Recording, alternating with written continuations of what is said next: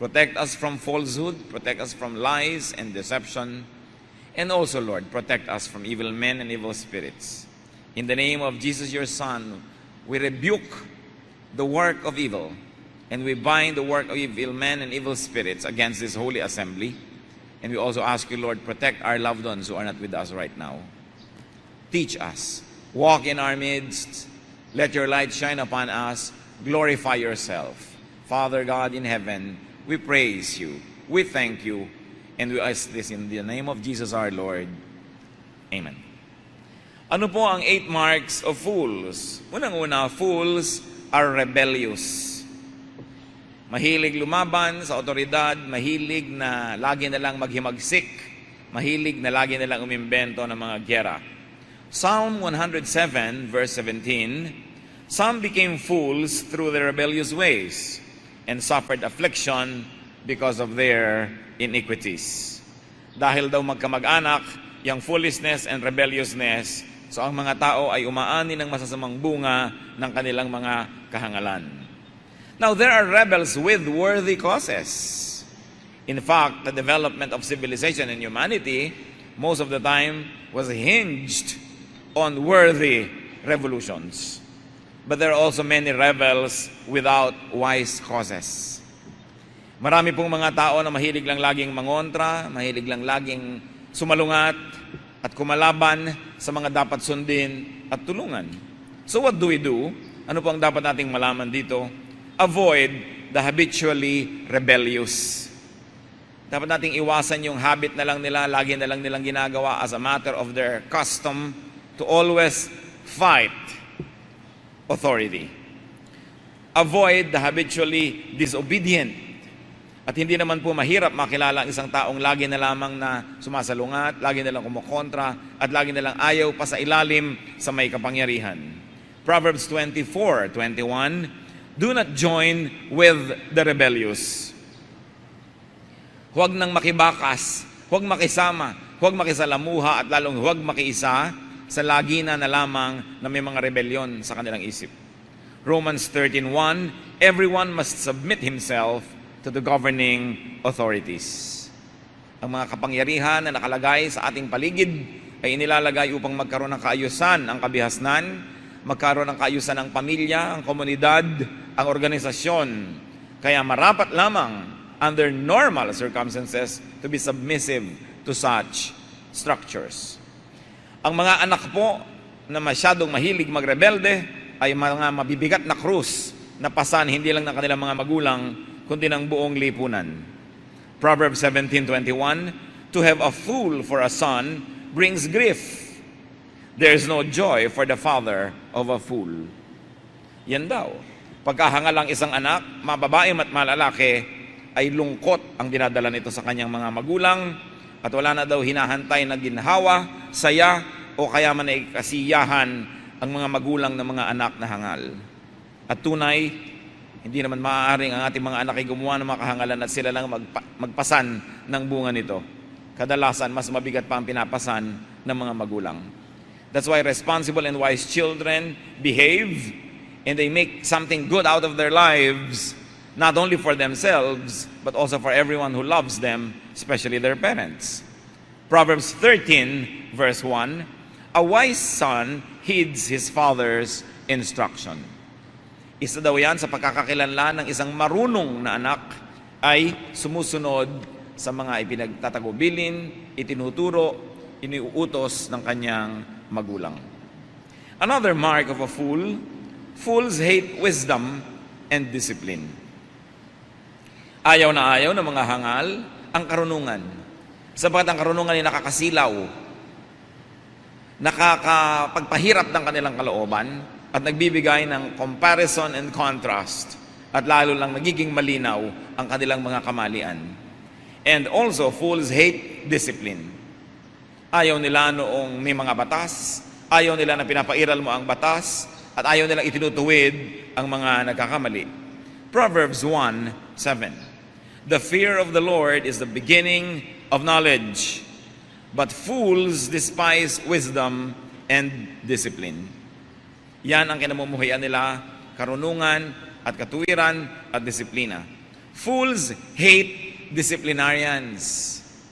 Ayaw na ayaw ng mga hangal yung mga disciplinarian. Sino po ang mga iniibig ng mga foolish people? Fools love teachers who do not teach. Yan ang favorite teacher nila, yung laging absent. Ang favorite teacher yung ayaw magturo at lahat pasado na kahit na hindi naman dapat. Fools love leaders who do not lead. Yan ang gusto nilang leader, yung kaya nilang pasunurin, kaya nilang paindakin sa kanilang mga tugtog, mga leaders na mga walang backbone at kaya nilang mapasunod sa kanilang mga bisyo at sa kanilang mga kapritsyo. And fools love law enforcers who do not enforce the law. Kaya ayaw ng Panginoon sa mga foolish people because if they will take governance of the earth, there will be chaos. Sapagkat ang kanila lamang tanging batas ay ang kanilang sariling damdamin at ang sarili nilang nagugustuhan sa panahon na nagugustuhan nila yon. Meanwhile, ang mga marurunong na estudyante, yan ang nagmamahal sa mga terror teachers.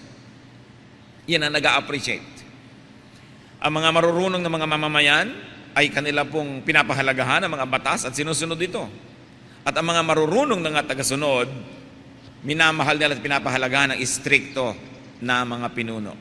Yun lang mga hangal ang ayaw sa mga istrikto, sapagkat sa strictness na yon ay napuputol ang kanilang mga pakpak, ang kanilang mga bagwis ay naitatali, at sila ay naigagapos at hindi sila makalikot sa mga kalikot ang gusto nila sa buhay. So madali pong malaman kung ang tao ay marunong o hindi. Gusto niya law and order. Gusto niya na mayroong katiyakan ng mga bagay. Alam mo na pagka may isang bagay na mangyayari sa ganung araw ay nangyayari nga, na dito tatawid ay dito nga tumatawid ang mga tao at dito paparada ang sasakyan ay doon nga nangyayari yon. At may kaayusan. Alam mo kung paano kakikilos at paano ilalagay ang iyong sarili. When foolish people take over any system, there will be chaos and disorder and pain and sorrow for everybody. Fools hate knowledge. Fools hate learning. They hate tutelage. Sabi sa Proverbs 1:22, how long will you simple ones love your simple ways? At yung pong simple na ginagamit dito ng version ng Bible na ito, ibig sabihin foolish. In other words, how long will you foolish ones love your foolish ways? How long will mockers delight in mockery and fools hate knowledge? Ang mga tao po na hindi nagmamahal sa karunungan, ang mga taong hangal, ang akala nila sa pag-aaral ay isang uri ng parusa. Fools consider schooling a torture, and fools consider schools as something to graduate from. Kaya sila pag-graduate na pag-aaralin, hoy, ayoko nang magdala ng notebook ha, kahit kailan ulit, graduate na ako. Hangal yon. Sapagkat yung tunay na marunong, gusto pa niya mag-aral kahit malang seminar, kahit malang a-attend, kahit self-study. Pero sabing, eto, may diploma na ako, nakakabit na dito sa dingding namin, tapos ang pag-aaral ko, isang malaking kahangalan. So, tanungin niyo ang sarili niyo, hangal ba ako? I feel accomplished na ba kung may diploma na dito sa aking dingding? Alam niyo po, ang tunay na ginagawa ng mga paaralan, alam niyo po ang tunay na layunin ng edukasyon, hindi para tayo matuto, para malaman natin na tayo mangmang. Kasi sa araw-araw na ipinamumukha sa'yo, merong hindi mo pa alam kahapon, nalaman mo ngayon, hindi nyo alam last year, nalaman nyo ngayong taon na ito, dapat yun, bumuka ang ating isip na meron palang rule na bigla akong may malalaman ngayon at saka ko lang malalaman na yesterday hindi ko yun alam. That yesterday I thought I knew what I had to know, but now because I now know what I have to know, then I realized that yesterday I did not know it. Kaya ang pag-aaral ay isa lamang pagpapamukha sa atin ng ating kamangmangan. Kaya hindi dapat nagiging mga palalo at mayayabang yung mga nag-aaral. That's why true wisdom leads to humility. Because you begin to know that you do not know. And because you know that you do not know, you make your heart teachable.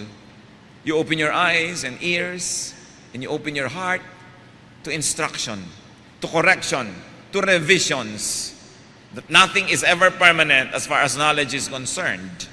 That only a fool does not change his mind. Yung mga ayaw na magpalit ng iniisip nila dahil yun na ang pumasok sa isip nila, isang uri ng kahangalan. Sapagkat kung meron tayong napatunayan na higit na mataas na uri ng karunungan, dapat nating palitan yung karunungan na yon sa ating utak nang mawalan ng laman yung space na yon at na magkaroon ng espasyo sa isang bagong karunungan. Isang mahalagang bagay, mga kapatid, patuloy na pag-aaral. Nobody really gets to know what there is to be known. But what is important is to keep on knowing more and more things. Patuloy na pag-aaral, pagsisikap, at patuloy na pagpapalago ng ating isip. Fools are complacent. Walang pakialam sa mundo, lagi ng kontento, dahil wala namang ambisyon. Fools feel successful because they have no goals to reach, and therefore they don't know that they never reach any goal at all. Proverbs 1:32, for the waywardness of the simple, and read foolish, for the waywardness of the simple will kill them, and the complacency of fools will destroy them. Yan daw pagsasawalang bahala, kawalan ng ambisyon, kawalan ng involvement sa pag-asenso ng sarili at ng kapaligiran, yan daw ang tiyak na sisira sa mga taong hangal. Walang high standards, walang direksyon, walang ambisyon, walang mararating. Masama po ang sobrang kontento. Ang itinuturo sa ating uri ng contentment ng Biblia ay yung matapos mong magawa ang lahat ng kaya mong gawin, ipinasa Diyos mo na ang lahat at tinanggap mo na ang bunga. Pero yung wala ka pang ginagawa, kontento ka na, hindi yan ang tinatawag na contentment. That is complacency. Proverbs 6:10-11, a little sleep, a little slumber, a little folding of the hands to rest, and poverty will come on you like a bandit, and scarcity like an armed man. Yan daw ang kailangan lang gawin ng tao upang tiyakin na walang buting hinaharap ang kanyang buhay. Tulog ng tulog, siesta ng siesta, mahimbing na mahimbing, laging nakahalukip-kip, nakakibit-balikat, pahinga ng pahinga, wala namang pinagkakapaguran, at ang kasunod daw noon ay tiyak na kahirapan, karalitaan, kasalatan. Darating daw na isang parang bandido, parang armadong mga tulisan, aagawan ka ng kung ano man ang pinapahalagahan mo sa buhay. At sigurado daw ikay mabubuhay sa kasalatan, sa kakulangan, a little sleep, a little slumber, a little folding of the hands to rest. Yun po, mga complacent people have no sense of urgency, at sa kanila, ang kanilang motto, pwede na yan. Yan ang motto ng mga complacent, ng mga walang mararating, pwede na yan. Meron pa yon, wala tayong magagawa. Yan ang mga kanilang mga mahihilig na sabihin. Dapat mo sinasabing, meron tayong magagawa. Dapat meron tayong gawin, hindi wala tayong magagawa. Ganyan lang talaga yan. Dapat nasasabihin natin, hindi dapat ganyan yan. Lalo po ang mga anak ng Diyos na tayo may pamantayan ng salita ng Panginoon, ng kanyang mga katuruan, at ang mga layunin niya sa ating buhay, may goal tayo. Hindi lang tayo pagulong-gulong na kung saan tayo itapon ng tadhana. Merong dapat marating. We were created to do good works. Decided upon beforehand, before the foundations of the world, the Lord has determined what every person should accomplish in this short lifetime. It is short, but it is always long enough to achieve for God and to change from glory to glory. Ano pong goal natin sa buhay? Katulad halimbawa sa Bible reading, may goal ba kayo na matapos nyo man lang mabasa ang isang libro sa loob ng isang panahon? O kung ano na lang? May goal ba tayo sa ating savings? Makapag-save man lang tayo ng ganitong uri ng halaga? At patuloy tayong maghanap buhay para may nakatabi tayong pampalakas man lang ng loob? At panggasto sa mga emergency? Meron ba man lang tayong goal na maabot sa buhay? May goal ba tayo na mapaamo ang ating kalooban na parang leon at tigre? Meron ba tayong goal na makontrol ang ating mga hangarin na hindi mabuti? Anong goal natin sa buhay? Fools blurt out folly. Yan ang mahilig na lumabas sa bibig ng mga hangal, mga kahangalan, natural. Ano pang hahanapin mo? No? Proverbs 12:23, a prudent man keeps his knowledge to himself, but the heart of fools blurts out folly. Isa daw po na pagkakakilanlan natin sa isang taong hangal, lagi na lang siyang may sinasabi. A foolish person always has something to say. And usually what he says means mas sikat ako, mas magaling ako, mas mahusay ako, mas karapat-dapat ako, etc., etc., etc. Pagka sinabi mo na ikaw ay graduate ng high school, yung full, ako graduate ng college, yung lagi siyang panalo. Hindi niya alam na wala namang natutuwa doon sa laging nananalo. Pagka meron ka 5 pantalon, siya may 10. Pag marunong ka magluto ng Chinese food, marunong siya ng Chinese at Japanese food. These are foolish people. Hindi naman tinatanong kung anong alam nila, dinidisplay. Wala namang natutuwa sa ganun, di ba? Natutuwa ba kayo sa ganun? Yung lagi napapatungan ng patun nyo. Lagi na lang meron siyang last say, lagi na lang siyang panalo. These people will not make friends. And many of these types of people never learn, even though they're already old. Lagi na lamang na mas mahusay sila, mas magaling at kung ano-ano pa. At pag may kinukwento sila, pag may sinasabi, puro walang kakwenta-kwenta. Sabi nga nila sa Bulacan, walang kapararakan. Mga walang katorya-torya ang mga bagay, ang mga topic. Pumunta kami, umakyat nga kami, ang laki ng bayabas, tahawanan kami. Ano ba pinagsasasabi ng tao ito? It's a waste of words. Pati ang mga tanong, laging walang kakwenta-kwenta. Laging yun na lang ng yun na tanong, ayaw mo nang sagutin. Dahil wala namang mararating ang usapan. And they blurt out.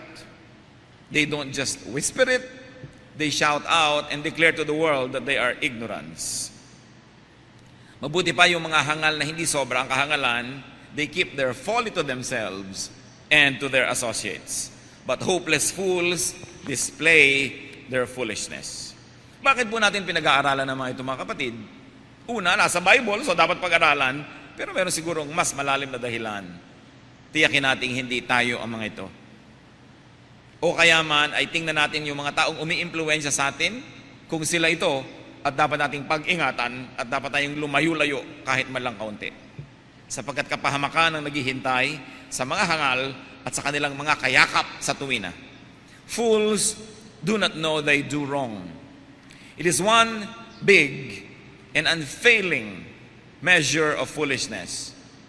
Iba po yung gumagawa ng mali at alam nating mali tayo, at iba yung gumagawa ng mali na kumbinsido siyang tama siya.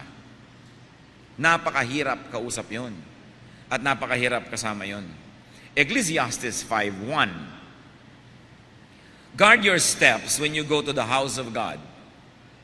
Go near to listen, rather than to offer the sacrifice of fools who do not know that they do wrong. Mayroon palang mga tao na gumagawa ng mali at nakikipagtalastasan pa nga sa Diyos na walang kamalay-malay na mali ang ginagawa nila at hindi nila dapat pinagagagawa ang mga yon. And these are the dangerous wrongdoers, the ones who do not appreciate their condition, their error, their folly. They cannot even repent. Paano nga naman na magsisisi? Paano maghuhunos dili? Paano magbabagong loob ang isang taong hindi man lang natatanto na siya'y mali pala? At ito'y napakalaking problema sa buhay. At yung pong mga tao na hindi man lang alam na sila'y mali ay gusto pa nilang i-promote ang kanilang kamalian. Gusto pa nilang magkaroon ng mga converts at mga taga-alagad at mga taga-sunod at pairalin ang kanilang mga kamalian. So pinag-iingatan sa ating sarili at sa ating kapwa ang ganitong uri ng kahangalan. Fools just wanna have fun. Isa yan. Hindi masama to have fun, hindi masama na magpahinga, hindi masamang sumaya, pero yung laging yun na lang nang yun ang hinahanap sa buhay, isang uri ng kahangalan. Fools just wanna have happiness. They always want happenings. Sabi nga nila mga gimmick. Ecclesiastes 7:4, the heart of the wise is in the house of mourning, but the heart of fools is in the house of pleasure. Yan daw ang puso ng mga marurunong, nandun sa mga lamayan, nandun sa mga patay, nandun sa mga ospital na may pasyente, nandun sa may mga dinadalang mga kalungkutan at hirap, nandun daw sa mga naglulukusa. Subalit ang puso daw ng mga hangal ay laging nasa party. Bakit? Dahil sinasabi din ni Solomon, maraming itinuturo ang kalungkutan. Maraming ibinubukas na mata. At ang hapdi at kirot ng mga sugat na ating nadarama ay nagpapayaman sa ating pagkatao, nagpapalawak sa ating isip. Kaya kahit sa mga artista, Iba ang nagiging performance ng mga nagkakaroon ng maturity at mga karanasan, lalo't mga nasaktan sa buhay, nagkakaroon ng depth, lalim ang kanilang performance.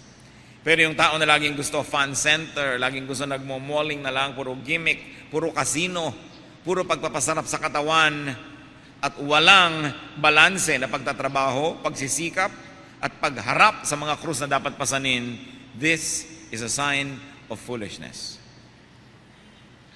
Ang marurunong na tao hindi umiiwas sa mga hilahil at lungkot. Hinaharap ito. Because you learn from every lonely day. And also, that is a difference between wise and foolish people.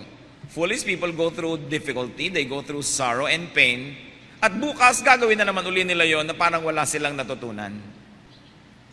Habang mahirap na nagdadala ng lungkot, subalit kung ang mga kapaitan ay nagpapayaman sa ating pagkatao, nagtuturo sa ating lalong maging makatao at maramdaman natin ang dinarama ng iba, malagay ang ating sitwasyon sa kanilang sitwasyon upang tayo mas maging mapagtangkilik, matulungin, mahabagin, yan ay nagpapayaman sa atin.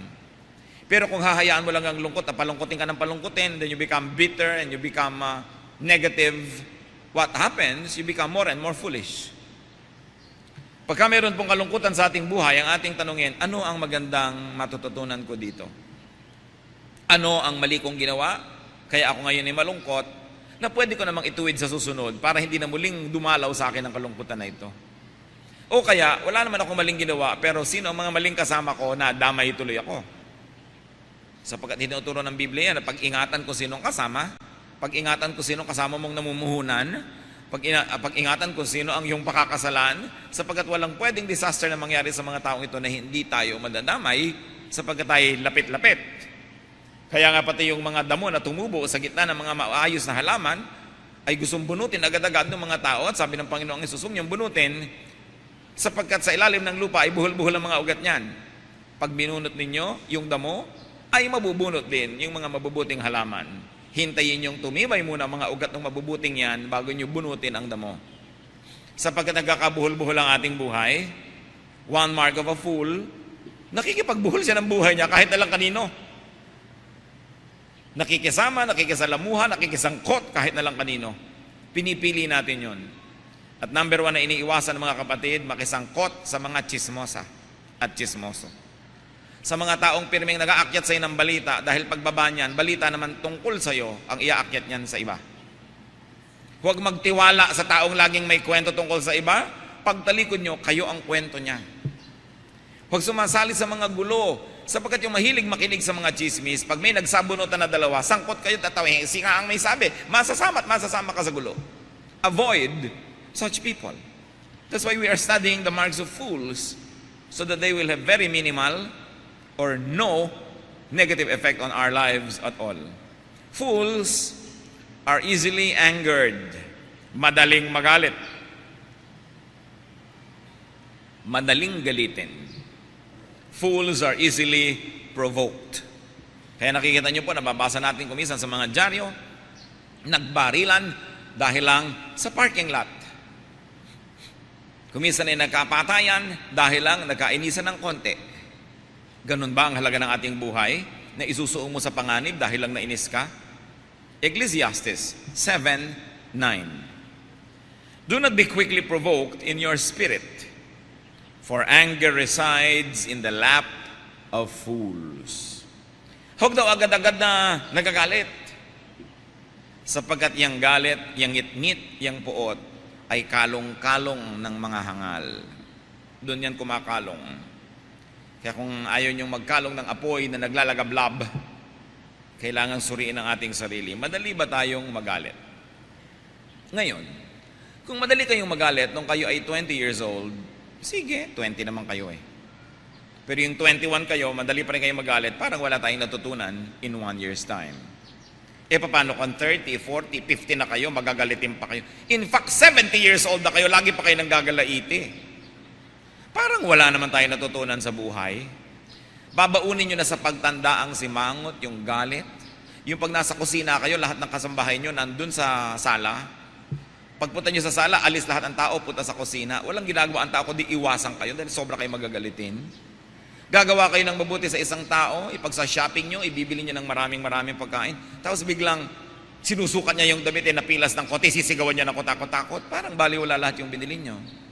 Ipagluluto nyo ang inyong pamilya, nagkapasupaso kayo, nagkalapnos-lapnos. Pagkatapos, galit na galit kayo dahil hindi sila kumain agad, lumamig. Parang baliwala naman ang inyong mga kabayanihan.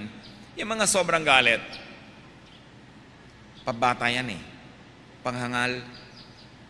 Kasi kung naisip natin na wala naman tayong napapala sa galit. At in fact, yung laging magagalitin, yun din naman yun ang gumagalit sa kanya.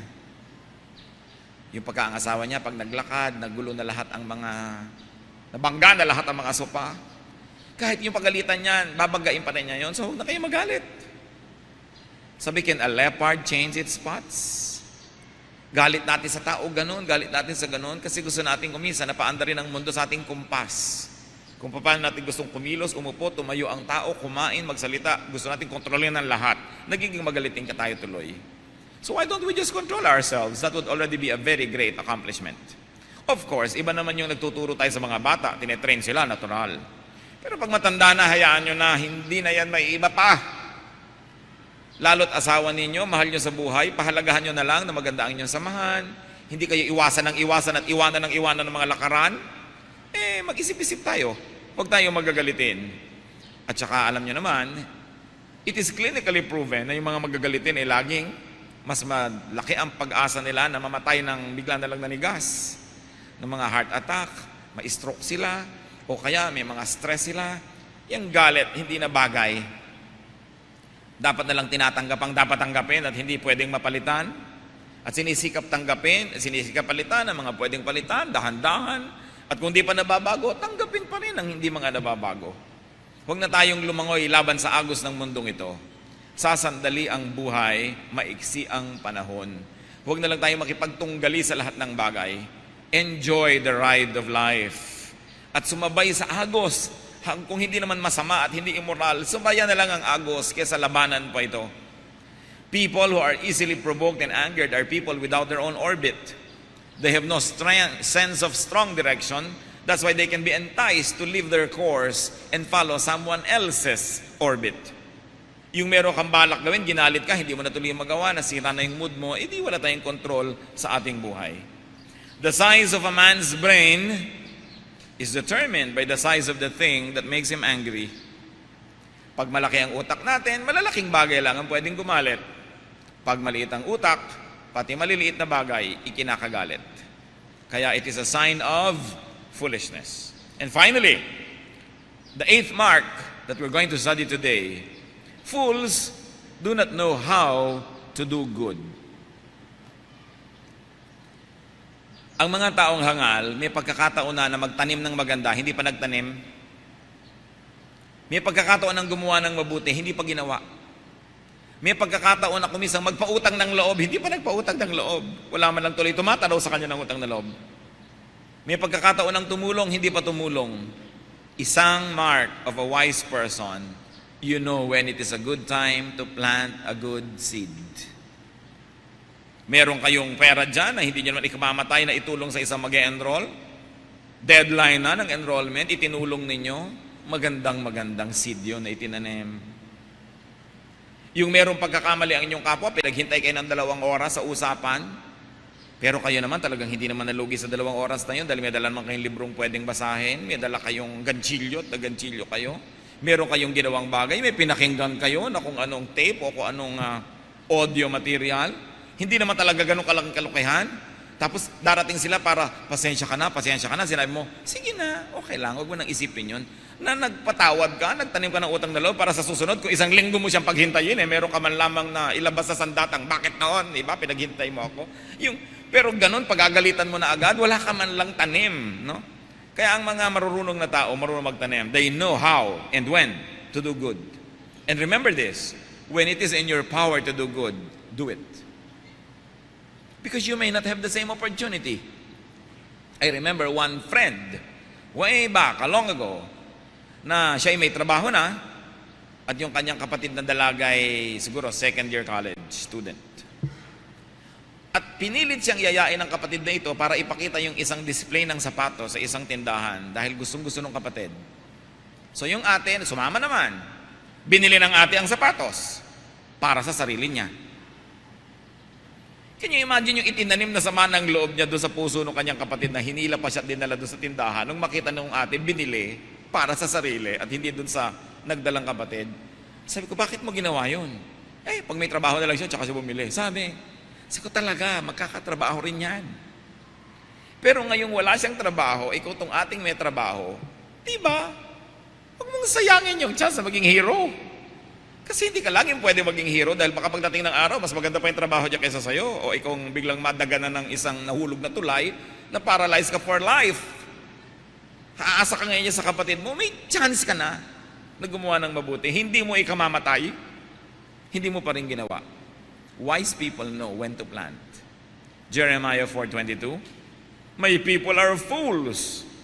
They do not know me. They are senseless children. They have no understanding. They are skilled in doing evil. They do not know how to do good. Yan ang sinasabi ng Panginoong Diyos sa pamamagitan ng propeta. Mga hangal itong aking mga anak na ito, walang mga muang. Kagahusay gumawa ng mga kabalbalan, pero walang kamalay-malay sa paggawa ng mabuti. Meron kayong dugo, pwede nyo i-donate nyo.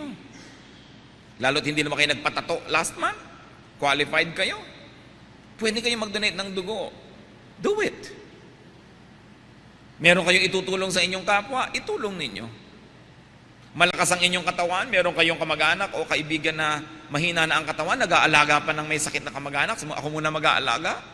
May lakas ka eh. Yung lakas, dapat ginagamit yan sa isang worthwhile endeavor. Hindi itutulog mo lang dahil baliwala, nasayang yung lakas eh. Nasayang yung energy. Pag i-dedicate mo yung energy mo sa isang worthwhile endeavor, kapatid, nagtanim ka. At ano po ang sabi ng Panginoong Jesus? Ang bawat itinatanim ay inaani. Ang nagtatanim, umaani. So sa any given time, either umaani tayo o nagtatanim. Damihan nyo ang panahon ng pagtatanim. Lalo't kaya naman. Foolish people waste opportunities. They do not recognize opportunity to do good. They do not recognize good times to plant. Ano po ang sabi ng Proverbs 3:1 and so on? My son, preserve sound judgment and discernment. This is Proverbs 3:21 to 26. My son, preserve sound judgment and discernment. Do not let them out of your sight. Kailangan marunong ka. At yung alam mo, huwag mong kakalimutan. Preserve it. Sapagkat ang alam, hindi mo pa usually kailangan yan sa oras na nalaman mo yan. Kailangan parang libro, ilagay mo sa shelf, sa iyong utak. At pag naaalala mong may kailangan ka, pwede mong hugutin ang librong yan, buksan at makita ang nakasulat doon. Sabi, lahat ng nalalaman mo, i-store mo sa iyong utak. Reviewin mo. Sa mga panapanahon, ano nga bang nalaman ko tungkol sa pagluluto? Anong nalaman ko tungkol sa carpentry? Anong nalaman ko tungkol sa pagtitiklop ng damit? Dapat nakatago lahat sa iyong utak sapagkat hindi mo alam, bigla-bigla mong kakailanganin. Sabi, do not let them out of your sight. They will be life for you, an ornament to grace your neck. Yun daw karunungan, higit na magandang dekorasyon sa ating leeg kaysa mga kwintas. Hindi na i-snatch, hindi nawawala, hindi kumukupas, at hindi ipapalulun sa iyo ng magnanakaw kung nagkataon. Sabi, kailangan meron kang karunungan. Then you will go on your way in safety and your foot will not stumble. Yan daw ang pinakamagandang paraan ng paglalakad ng hindi ka matatalisod, yung may kaliwanagan ng iyong isip. Alam mo kung saan dadaan, alam mo kung paano tatahak sa landas na yon. When you lie down, you will not be afraid. When you lie down, your sleep will be sweet. Gano'ng karami po ang pag nahihiga ay tulog? Ang sarap nun. Hindi ka nag-aalala, hindi ka natatakot sapagkat alam mo na marami kang ginawang mabuti, alam mo na marunong ka, at yung mga itinanim mo, baka pagising mo, ayan, harvest time na. Have no fear of sudden disaster or of the ruin that overtakes the wicked. For the Lord will be your confidence and will keep your foot from being snared. Ito po ang isa sa mga takot ng tao, yung biglang merong mangyaring disaster. biglang mawala ng trabaho, biglang magkaroon ng sakit, biglang masunugan ng bahay, biglang maghirap, biglang maiba ang tinatamasa sa buhay. Pero sabi po ng Proverbs 3:21-26, kung ikaw ay nagpapakarunong at nabubuhay ka ayon sa karunungan, di mo kailangang mangamba na biglang-biglang dadagukan ka ng kapalaran. You know why not, brothers and sisters? Because disasters don't just happen instantly.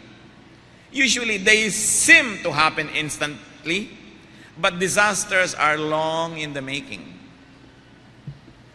Maging ang pagbagsak ng mga imperyo, hindi dahil sa isang digma na natalo sila. Kadalasan ito'y matagal, dahan-dahang pagkabulok ng kanilang kabihasnan.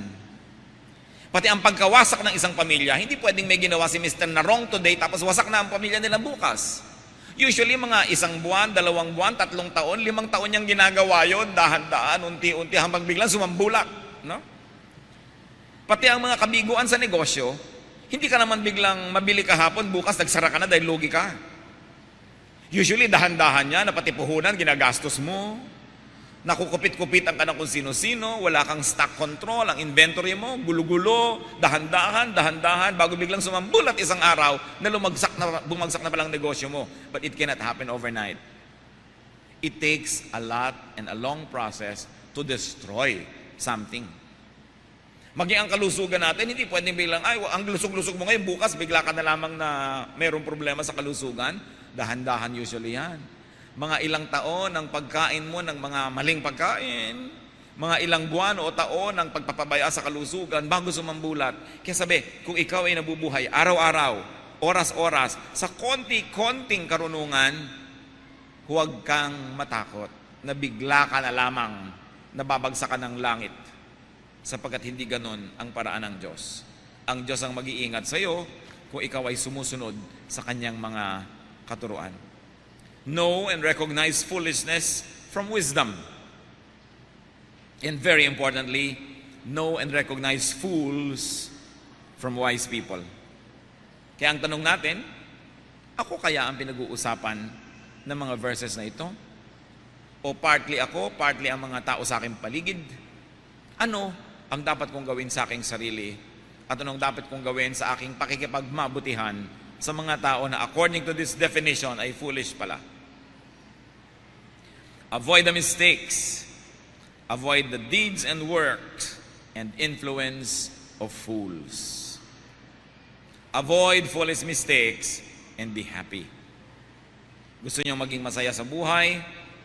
Pag tayo ay wise, we will not always be happy. Dahil nga ang kasama sa wisdom, hinaharap mo ang dapat harapin, ang lungkot na dapat gawin. We may not always be happy, but one thing is sure, you will never be very sad. And definitely, you will not be always sad. Aming Diyos, salamat po sa inyong mga paalala. Hinihiling namin, Panginoon, na tumimo sa aming isipan ang inyong mga salita. Bigyan niyo kami, Lord, ng practical wisdom para ma-i-apply namin sa buhay namin ang mga paalalang ito. Turuan niyo kaming mabuhay ng may karunungan at kung meron kami mga naging habit na, Panginoon, na mali, empower us according to your word to correct our ways. Kung kami, Panginoon, ay foolish influence sa iba naming mga kapwa-tao, patawarin niyo po kami at turuan niyo kaming ituwid ang aming mga buhay nang sa ganon, sino man na nai-impluensya namin ay mapatuwid din at mapabuti. At kung kami naman pumapayag na kami akayin ng mga hangal at mga kahangalan, ituro mo sa amin ang iyong magandang pamamaraan at baguhin namin ang aming buhay. Panginoon, kung meron kayong mga anak dito na sobra ngayon na nagbabayad ng malaki dahil sa mga kamalian, ituro mo sa amin ang leksyon at matapos yun, Panginoon, ay angatin nyo na ang mabigat na kamay ng parusa sa mga kamalian at magkaroon ng panibagong simula ang mga kapatid. Ituro mo sa amin, Panginoon, that no one and nothing is beyond repair because you are a God of restoration. I-restore mo po ang aming mga pamilya, ang aming mga hanap buhay, kung ito ay nasalanta ng mga kamalian at mga kahangalan. Sa mga anak mo na nagkaroon ng pagkakataong umasenso, magkaroon ng mabuting buhay, subalit sinira pa ito dahil sa mga kahangalan, Bigyan mo nawa ng panibagong pagkakataon, O Diyos, lalot na pag-isip-isip at dakilala na ang kamalian. You are a God who gives second, third, fourth chances to your people. Ano man ang naging bad damage sa amin, Panginoon, ng mga kahangalan namin sa buhay, ituro mo sa amin ng leksyon, and then teach us to move on. Teach us to make the most out of what else is left in our lives. Magbulay-bulay tayo mga kapatid sa ilang saglit ng katahimikan. Magandang nag-iisip-isip. Lalong-lalo yung nagsasalitang wala naman akong dapat isipin, mas maraming dapat isipin ng mga ganong tao. Tingnan natin ang ating mga pamamaraan kung wise. At kung wise, thank God, make it wiser. At kung hindi wise, change our ways and let the wisdom of God rule our lives. Ask God for a very personal application to your life sa kanyang mensahe ngayon. Let's bow before the Lord and let the Spirit of God embrace us